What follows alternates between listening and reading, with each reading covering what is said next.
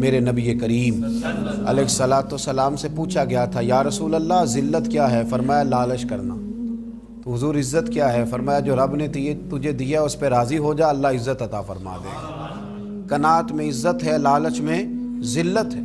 تو حرص کرنا، ہوس کرنا، مال کے پیچھے بھاگنا، لوگ تعلیم حاصل کرتے ہیں تو مال کمانے کے لیے، ہنر سیکھتے ہیں تو مال کمانے کے لیے، کسی استاد کے پاس جاتے ہیں تو مال کمانے کا طریقہ سیکھنے کے لیے، کسی سے یارانہ لگاتے ہیں تو کہتے ہیں ذرا دیکھو تو صحیح یہ آگے کیسے گیا ہے۔ جب مطمع نظر ہی مال ہو، جب توجہ ہی ساری مال کی طرف ہو، جب دولت ہی ہر چیز کا لوگ حاصل سمجھ لیں اور مقصود اور مدعائی دولت کو بنا لیں، تو پھر انسانوں میں کمزوریاں پیدا ہوتی ہیں، روحانی قوتیں ختم ہوتی ہیں، پھر انسانوں کے اندر شوق، ذوق اور وہ ساری چیزیں کمزور پڑتی ہیں۔ میرے نبی کریم، پھر پڑھیے، خوش ہو کے پڑھیے، نبی کریم صلی اللہ تعالیٰ علیہ وآلہ وسلم نے نا ہمیں یہ سکھایا ہے، بتلایا ہے کہ قناعت کرو، تھوڑے پر راضی رہنا سیکھو۔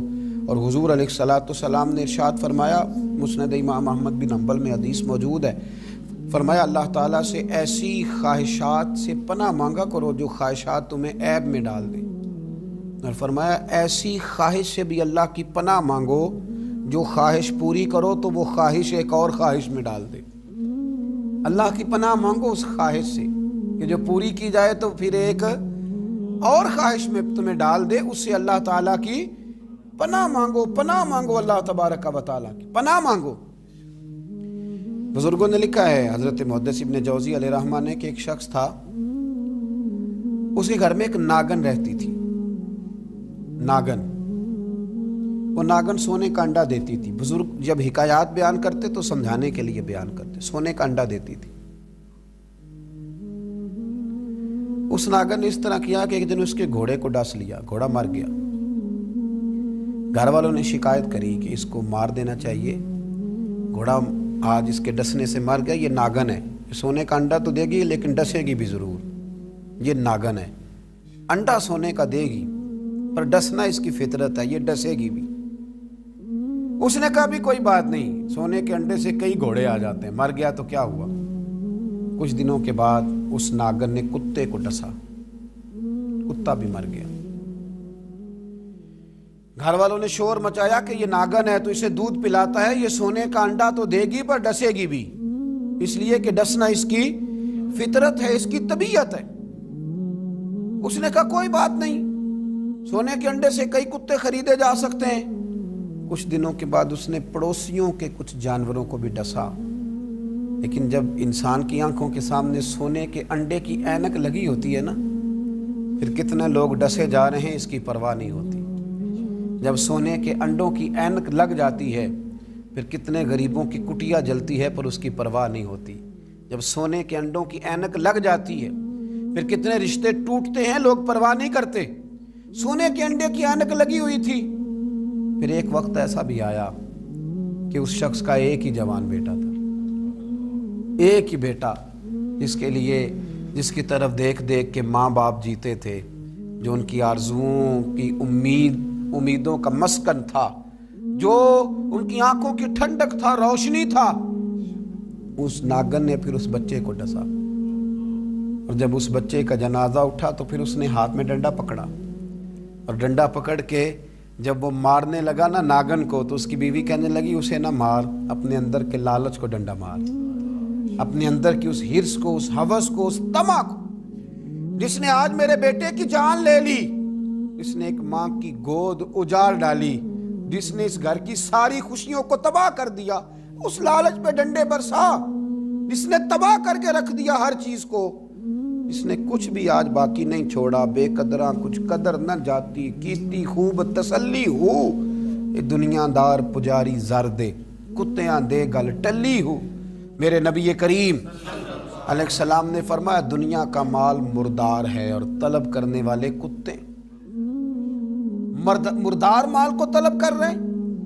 بیٹے کا جنازہ اٹھ گیا، اب کیا فائدہ ہوا؟ آج روحوں کے جنازے اٹھ رہے ہیں، آج دلوں کے جنازے اٹھ رہے ہیں، آج تن کے اجلے لوگوں کے من کے اندر کچھ بھی موجود نہیں، مردہ روحیں، مردہ دل، मुर्दा ख्यालात, हर चीज माइनस करके जो चीज पीछे बची है वो सिर्फ दौलत है।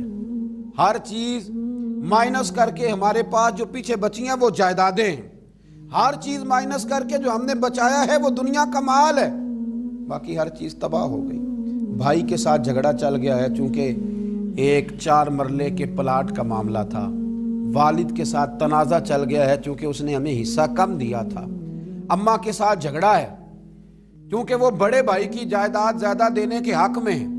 हमारा अपने दोस्तों यारों के साथ जो रिश्ता है वो लालच का है। हमने हर जगह हिर्स का बाजार गर्म किया है। तमा, लालच, ये सारी चीज़ें इस तेज़ी के साथ लोगों ने ओढ़ी हैं कि हर तरफ दौलत का बाजार गर्म है। ये जो सड़क पे जा रहे हैं, कुछ पैसे लेने जा रहे हैं, कुछ ले करके वापस आ रहे हैं, कुछ मजदूरी करने जा रहे हैं, कुछ मजदूरी ढूंढने जा रहे हैं। दौलत ही दौलत का हर तरफ अंबार लग गया है। यूँ महसूस होता है कि जैसे अब जो किसी से सलाम लेता है तो वो भी पहले सोचता है कि मुझे मुयस्सर क्या आएगा। हज़रत मूसा कलीमुल्लाह अला नबीना अलैहिस्सलातु सलाम, हज़रत मूसा कलीमुल्लाह अलैहिस्सलातु सलाम के ज़माने में एक शख्स था जो मुस्तजाबुद दावात था। कौम जब्बारीन के पास रहने वाला वो शख्स बलअम बिन बाऊरा उसका नाम था।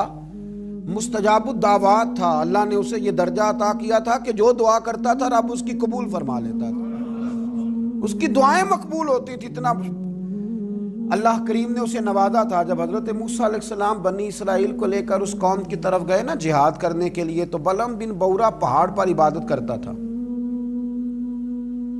बहुत सारे लोग उसकी अकीदतमंद थे, बहुत सारे लोग उससे मोहब्बत करते थे, बहुत सारी जगहों पे वो चाहा जाता था।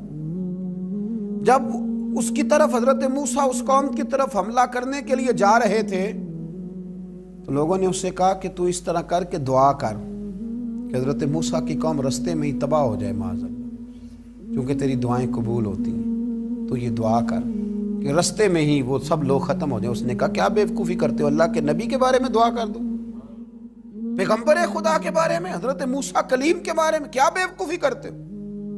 लोगों ने मजबूर किया, उसे मजबूर किया, लेकिन उसने कहा नहीं, मैं नहीं ये काम करता। लोगों ने दलाइल दिए। बिल आखिर कुछ लोगों ने कहा कि आप इस्तिखारा कर लें, अगर तो आपकी समझ में ये बात आई तो आप आगे ले जाइएगा, ना आई तो ना ले जाइएगा। बलअम बिन बाऊरा ने इस्तिखारा भी किया। इस्तिखारे में भी उसे हुक्म हुआ कि तुमने बद्दुआ नहीं करनी, तुमने हज़रत मूसा की कौम के बारे में दुआए ज़रर नहीं करनी। अब जब उसने साफ सुथरा इनकार किया ना कि भाई मैं दुआ नहीं करूंगा अल्लाह के पैगंबर के बारे में, ना उनकी कौम के बारे में, तो लोगों ने वही हरबा इस्तेमाल किया जो लोग इस्तेमाल करते हैं। ढेरों तोहफे लेके आ गए, दौलत लेके आ गए। अल्लाह तबारक व तआला जब दीन के नाम पे लोगों को इज्जत देता है तो फिर लोग उसको इस्तेमाल करके दुनिया इकट्ठी करनी शुरू कर देते। फिर लोग अपना बड़ा नुकसान करते हैं। फिर अपनी रूहानियत का, अपनी तासीर का लोग बड़ा नुकसान करते हैं। फिर लफ्ज़ों के हेर फेर से दौलत कमाना चाहते हैं। लेकिन याद रखें, लफ्ज़ तासीर से बनते हैं, तलफ़्फ़ुज़ से नहीं। लफ्ज़ तासीर से बनते हैं, तलफ़्फ़ुज़ से नहीं। अहले दिल आज भी हैं अहले ज़ुबान से आगे, अहले दिल आज भी हैं अहले ज़ुबान से आगे। फिर लोग सौदे करने लगते हैं अपने अल्फाज के, हुरूफ के। बहुत सारे जब तहाइफ मिले, कायल किए तो आमादा हो गया, दौलत जो सामने आई, लालच कर गया। इसको कुरान हकीम ने बयान किया है। इस वाक़े की तरफ कुरान पाक ने इशारा फरमाया। बलअम बिन बाऊरा ने हाथ उठाए और दुआ के लिए जब निकला तो जिस घोड़े पे सवार था, जिस गधे पे सवार था, जब ये जा रहा था ना पहाड़ पे चढ़ के मैं बद्दुआ करूंगा हज़रत मूसा की कौम के लिए, जब जा रहा था तो घोड़ा वापस बार बार मुंह फेरता था, वापस इसको कहता था ना जा, वापस आ जा। ये उसको मारता था, पहाड़ की जान में ले जाता था। अल्लाह अकबर। ये बार बार मारने लगा तो घोड़े ने, इसकी सवारी के जानवर ने दुआ शुरू कर दी। घोड़ा था या गधा था, उसने दुआ की, अल्लाह मुझे जुबान दे, मैं इस लालची को कुछ समझा दूं, मुझे जुबान अता कर, मैं ही इसे कुछ समझा दूं। अल्लाह ने जुबान दी तो गधा कहने लगा आगे ना जा, तू मुझे आगे भेजता और अल्लाह के फरिश्ते मुझे वापस भेजते हैं। लेकिन लालच था ना ताइफ का, दौलत का। जब चढ़ा पहाड़ पे और हज़रत मूसा के लिए हाथ उठा के कौम के लिए बद्दुआ करने लगा تو لفظ حضرت موسیٰ کی قوم کے لیے ادا کرتا تھا، نکلتے اپنے لیے تھے اور ان لوگوں کے لیے تھے جنہوں نے دعا کے لیے کہا تھا۔ وہ لفظ پلٹ کے اسی پر آئے، اتنا اس کا برا حال ہوا کہ زبان لٹک گئی، اور پھر اللہ کے شدید